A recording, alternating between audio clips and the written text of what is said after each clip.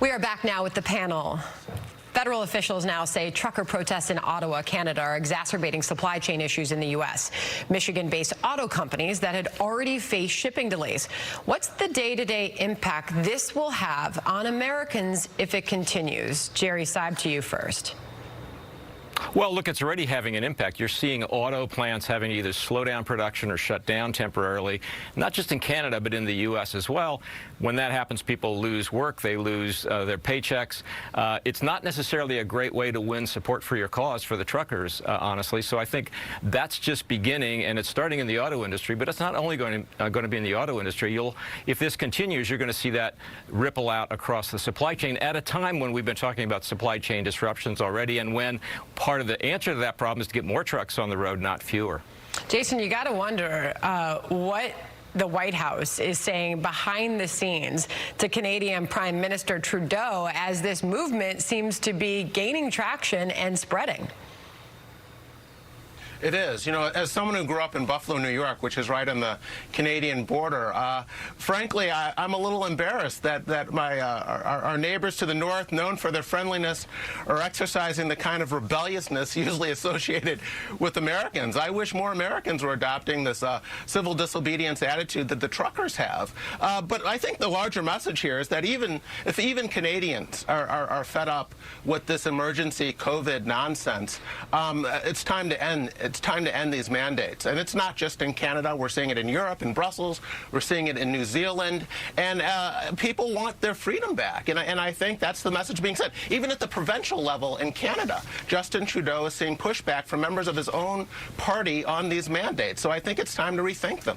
Yeah, to that point, we are seeing these start to pop up in New Zealand. There's a convoy protest happening in France where police had to be deployed to fire tear gas to disperse some of the crowds there. But truckers in the U.S. are now, Johanna, potentially planning their own convoys. As we mentioned, this seems to be spreading. Now with the possibility of gridlock and traffic in several major U.S. cities ahead of the State of the Union address, what would a Biden administration, from your view, what should their response look like to that?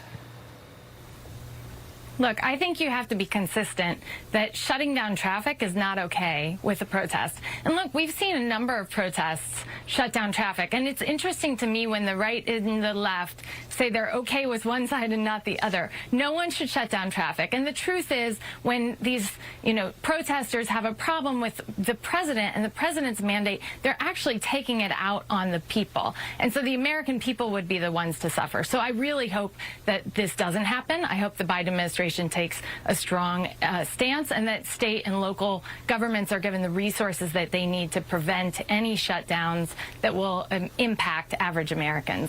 I think the bigger issue is always political polarization of a pandemic, and that, by even virtue of us having this conversation, continues, and we need to all take a step back, listen to exactly what we need to do to come together, overcome this pandemic, and move forward together. Listening's always good. We'll see if the country is able to do that. While some Republican politicians, Jerry, are expressing support for the peaceful protesters, including former President Trump, which led to even more attention for these protests. What is the impact of some right-wing support expressed from the U.S.?